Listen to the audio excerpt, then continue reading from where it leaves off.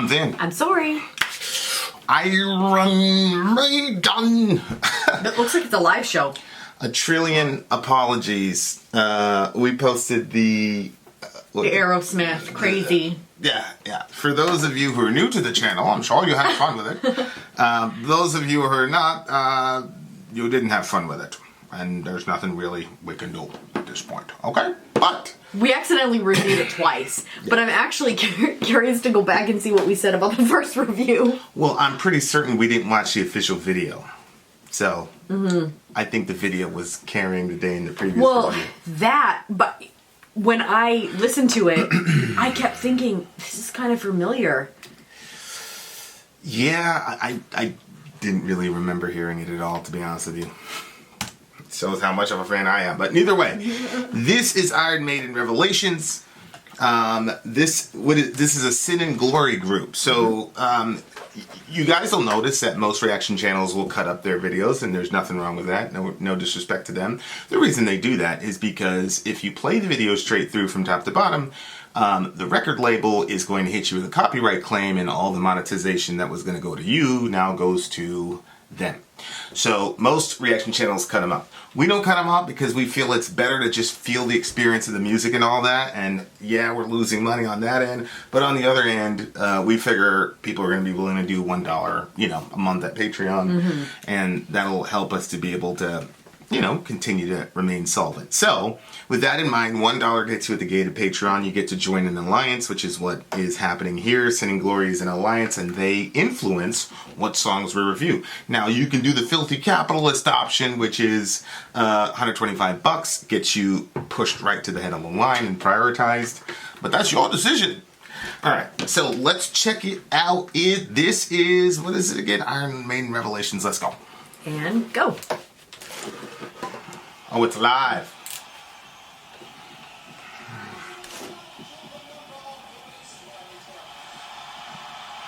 Look at that belt buckle. Is that a skull?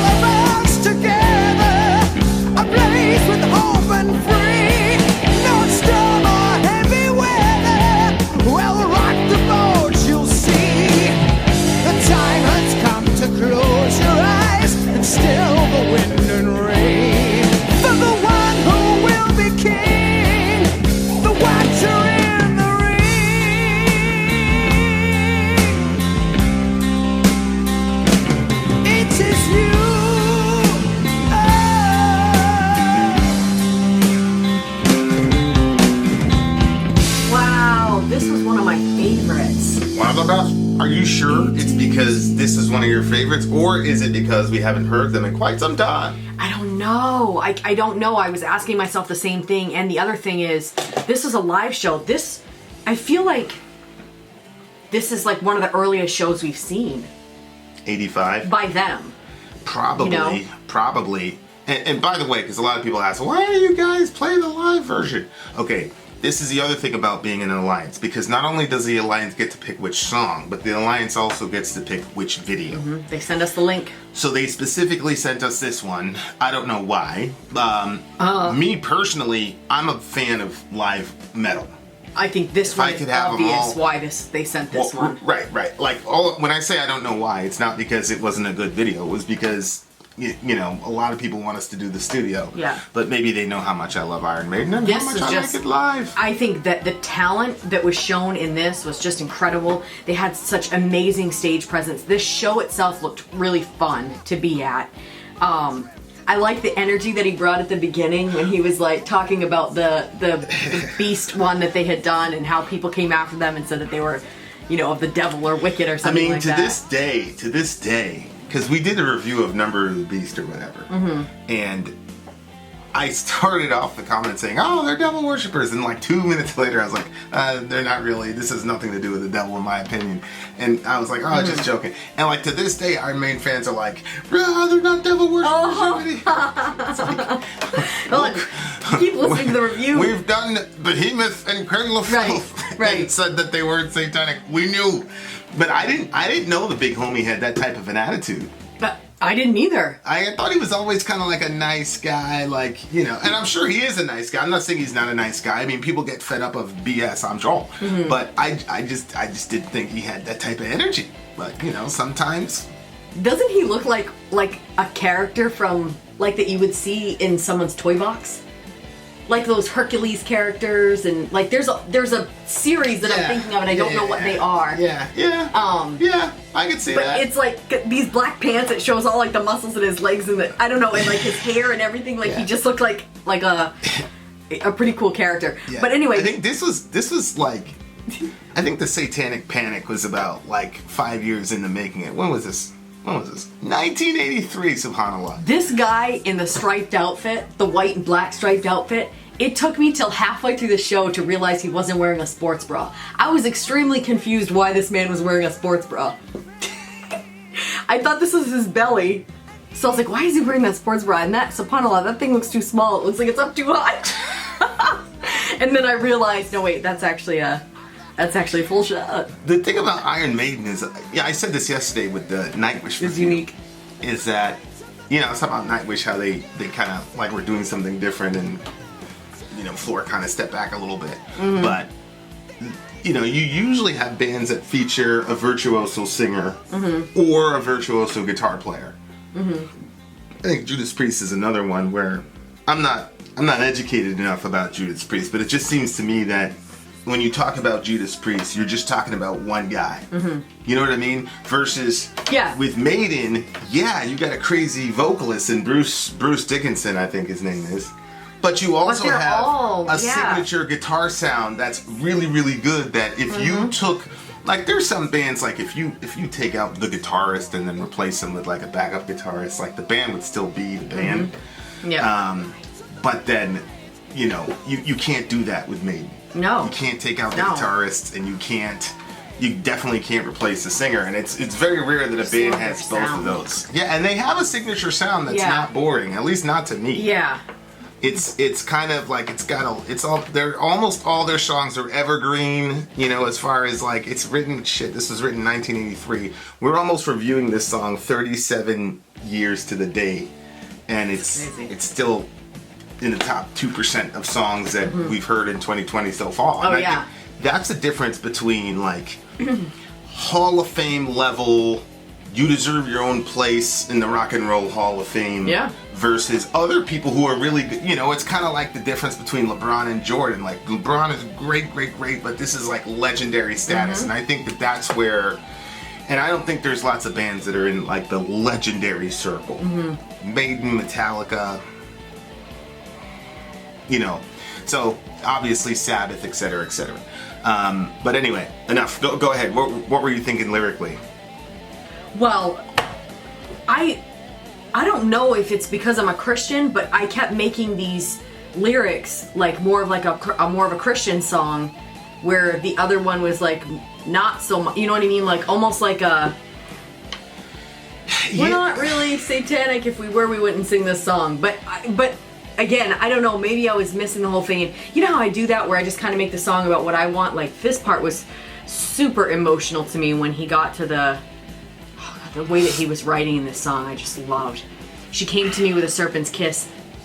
As the eye of the sun rose on her lips, moonlight catches silver tears that I cry. So we lay in a black embrace, and the seed is sown in a holy place. And I watched and waited for the dawn.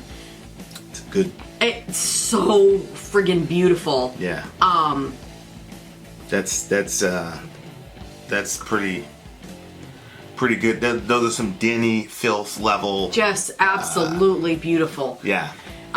So for I took that, like maybe this song is about a man and a woman and the stuff that's gone on with them, but to me she came to me with a serpent's kiss. It was Adam, like in the book of Genesis, Adam and Eve came to him because Eve had her experience with Satan first, or the serpent first, and she took a fruit and she ate it, and then she came and brought it to Adam. So she came to me with a serpent's kiss. It was like that, like that kind of like that betrayal, that, like stuff like that. Yeah. And then he says, as the eye of the sun rose on her lips. And that to me was just like dawn was on its way. But moonlight catches silver tears that I cry, like, because like dawn was rising on her lips, but at the same time, like, it was still, like, the moon was still there, and it was catching, like, he was crying because when Adam and Eve fell, like, there was obviously a brokenness that happened between the two of them, and they were never going to relate in the same way that they did, which I don't think that any couple on the face of the planet can even, to that degree, understand what that's like. I think that lots of people to a lesser degree do, because I think that, when you first get together, you're always looking for the best in the other person, and you guys kind of come together and everything's really good and it's fun and it's whatever. But then as time progresses, like we're watching a show right now and you can see like the husband and the wife, they're very separated from each other. No idea why those people are still together. Yeah, well. Very strange. I think it's. Yeah. I think it's kind of obvious. Yeah, it is kind of obvious. But anyway, so. As time progresses, more of the separation happens, and so to me, it was that. Can you go back to those lyrics that I was talking about? Okay, and then so we lay in a black embrace. To me, was because they went and they hid themselves in the Genesis story. They go and they hide themselves from God, and then God comes down, and so that was like we lay in a black embrace, like the black embrace, which I just friggin' love the sound of that. But it was, bad had then come into their world because of what they did, but they were still raised. But then it said the seed is sown in a holy place, and I watched and I waited for the dawn.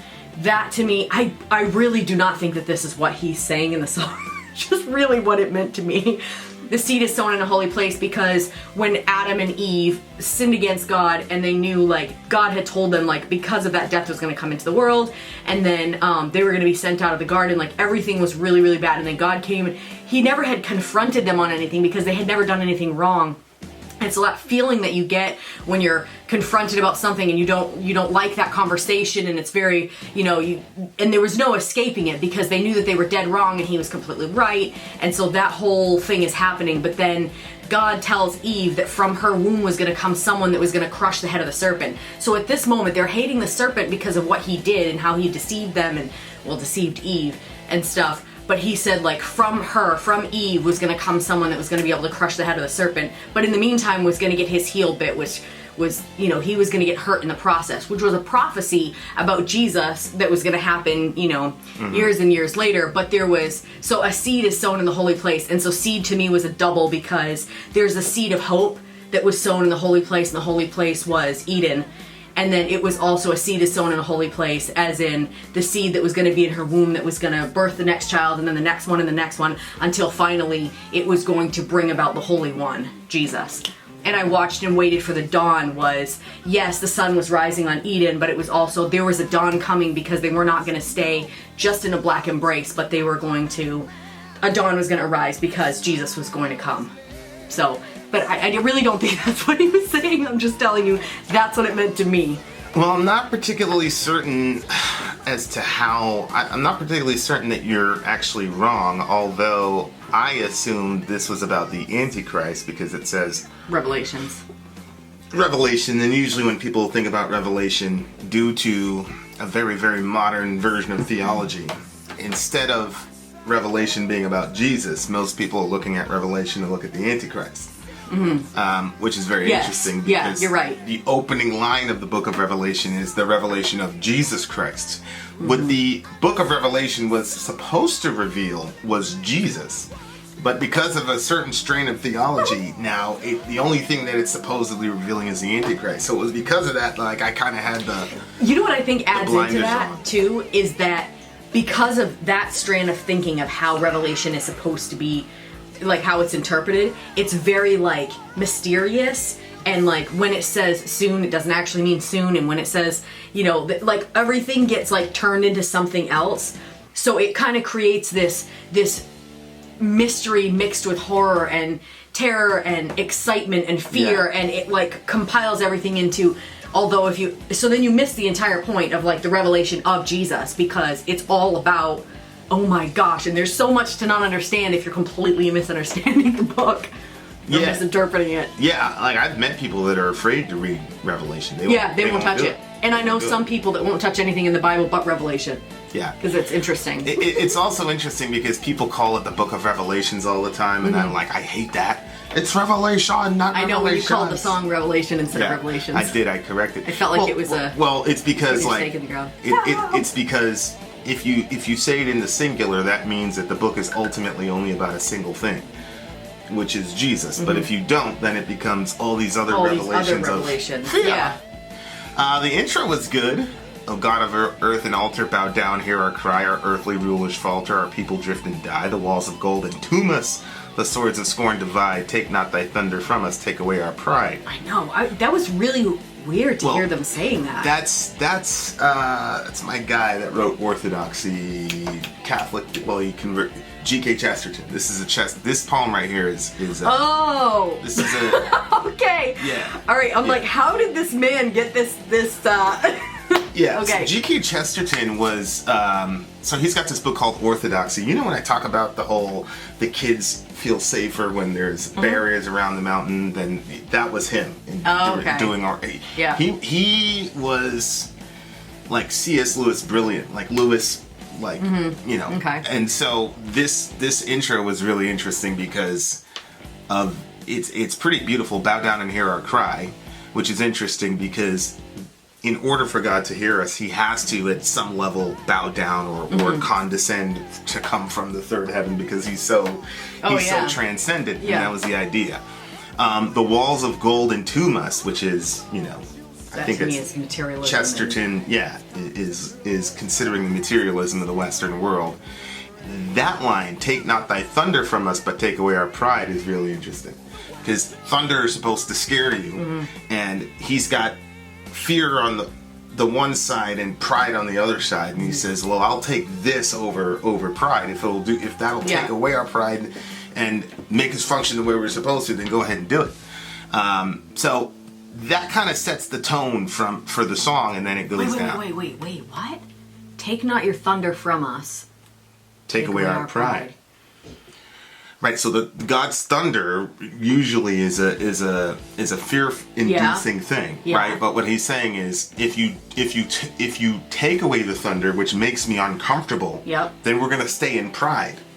So humble yourself and right. So what he's saying is, we need the thunder, we need the constant reminders of our mortality to take away our pride, which is that's so interesting. That is not how I took those lines.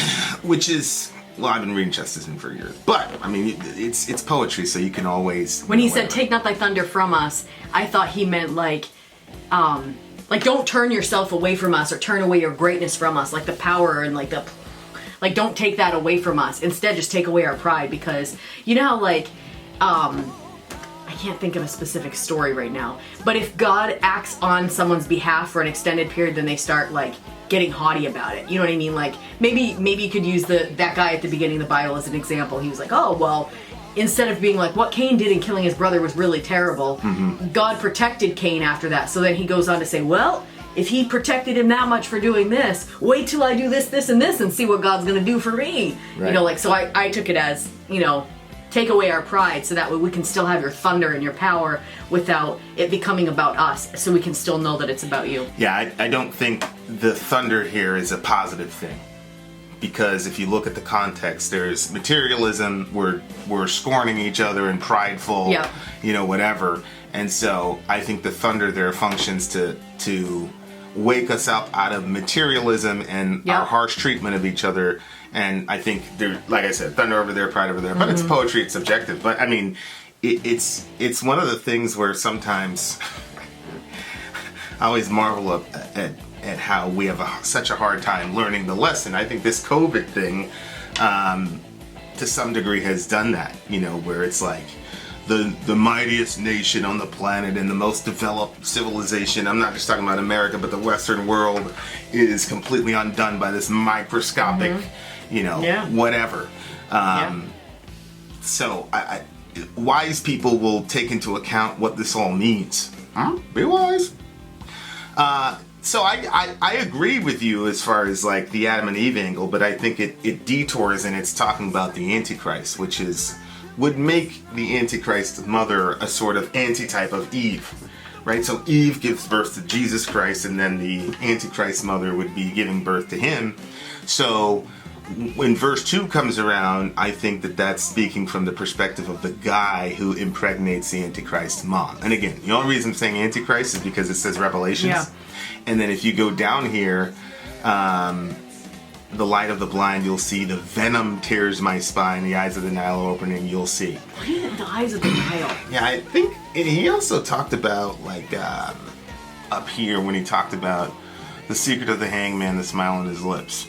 Yeah, that one I didn't understand either. I was in a summer camp one time, and then we had they had this like themed thing going. It was like Knights of the Round Table or something like that. And we had to make this giant trek, and then you had to see the Oracle. It's this girl doing tarot cards or whatever. And of course, my mom would have flipped out if she'd have known that we did that. Well, gosh, I wouldn't have even gone in there. So anyway, I did it, and one of them was a hangman. And the guy was like smiling and stuff and all the rest of it. Really? Yeah, I said, well, what's that? And she said, oh, we gotta redo your...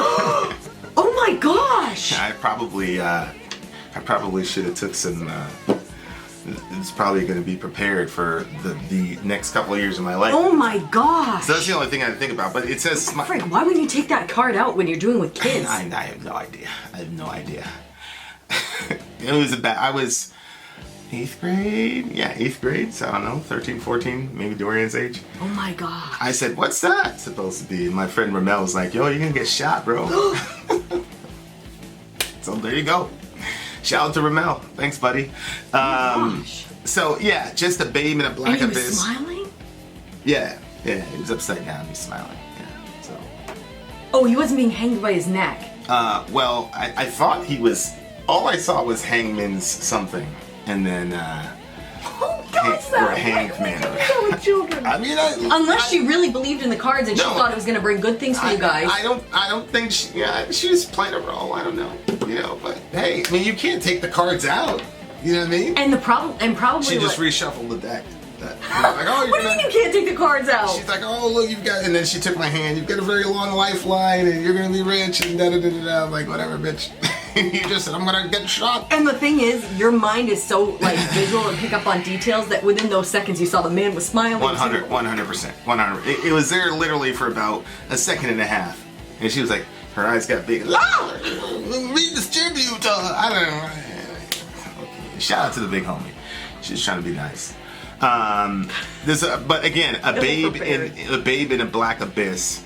Reason for a place like this: the walls are cold and souls cry out in pain, which is interesting because he talks about the wall of gold. So if it was a wall of gold, it would be no easy way for the blind to go, a clever path of the fools who know. So that's the other thing. Like, if this is the Antichrist, is there a sense in which he could be? And for full disclosure, I don't believe that there's going to be like some final Antichrist figure, at least not in the way that he's portrayed. Let me say it that way. I think the Antichrist or the beast that is being talked about in Revelation is a guy who was around about 2,000 years ago and has nothing to do with the modern day. But that's neither here nor there. But I asked myself, like, I wonder if there was an Antichrist type figure, would he feel that what he's doing is for the betterment of humanity? Like, would he feel that what he's doing is, like, correcting a wrong? Maybe he thinks, like, you see how, like, these bands, so many of these bands, and, you see the memes, like, what if the whole thing is wrong and Lucifer's a good guy and we're the bad guy and God was the bad guy? So, like, if you have that perspective, then does the Antichrist believe that he's wrong? Or does he believe... Yeah, that's an interesting question. That, God and Christianity and religion are the cause of human suffering? I always thought the Antichrist knew what he was doing and that he was working for the devil, and he was so heavily influenced that... But again, if you think the devil's a good guy, that would... No, I didn't think that he thought the devil was a good guy. So that was just always from how it was portrayed. Yeah, I'm just... Like, he always looked like a... I'm just experimenting. Like, maybe, what if the guy thinks, hey, I'm gonna liberate humanity from all this craziness, right? Like, I'm gonna make sure that humanity is... Because he's talking about we're all suffering, yada yada, and the problem of evil, why do bad things happen to good people, is sort of a universal question whenever you talk about God. And so maybe he's looking at all this and going, you're doing a piss poor job, and me and the devil are gonna do a better job than you.